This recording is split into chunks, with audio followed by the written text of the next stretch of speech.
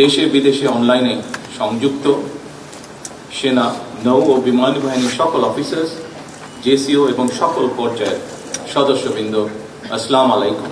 প্রতিরক্ষা এবং প্রধানমন্ত্রী হিসাবে শুধুমাত্র দায়িত্ব পালনের অংশ হিসেবেই নয়, বরং একজন গর্বিত শহীদ সেনা এবং মুক্তিযোদ্ধা পরিবারের সদস্য হিসাবে আজকের এই অনুষ্ঠানে আপনাদের সামনে উপস্থিত হতে পেরে আমি অত্যন্ত আনন্দিত। আজকের এই ধরনের অনুষ্ঠান এবং এই প্রতিবেশ আমার কাছে নতুন নয়, বরং এই ধরনের অনুষ্ঠান দেখতে দেখতেই আমি বড় হয়ে উঠেছি। সুতরাং আজকের এই অনুষ্ঠানে এসে স্বাভাবিকভাবেই আমি কিছুটা নস্টালজিক।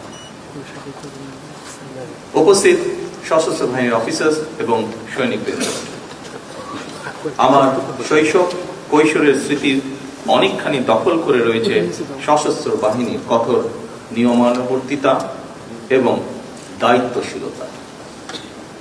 কুচকাওয়াজের শব্দ আর বিউগলের সুর আমার অতি পরিচিত।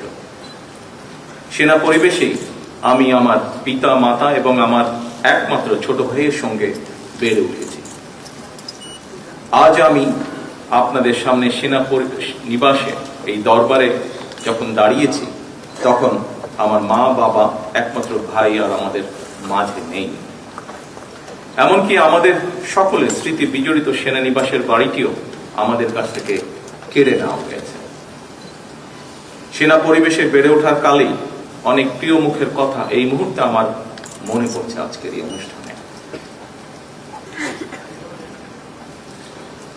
যারা আমার বেড়ে ওঠার দিনগুলোতে আমার পরিবারের সাথে খুব কাছে থেকে সম্পৃক্ত ছিলেন, আমার বাবার কর্মজীবনে পাশে থেকে তাকে সহায়তা করেছেন, গভীর শ্রদ্ধার সঙ্গে এই মুহূর্তে তাদের কথাগুলো মনে পড়ছে, তাদেরকে আমি স্মরণ করছি গভীর শ্রদ্ধার সঙ্গে।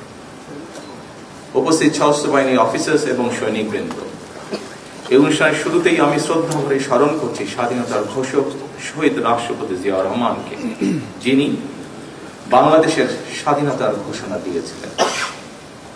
স্বাধীনতার ঘোষণা দিয়েই ক্ষান্ত থাকেননি। তৎকালীন সেনা কর্মকর্তা, সদস্য এবং মুক্তিকামী জনগণকে সঙ্গে নিয়ে বাংলাদেশের স্বাধীনতা অর্জনের যুদ্ধে ঝাঁপিয়ে পড়েছিলেন।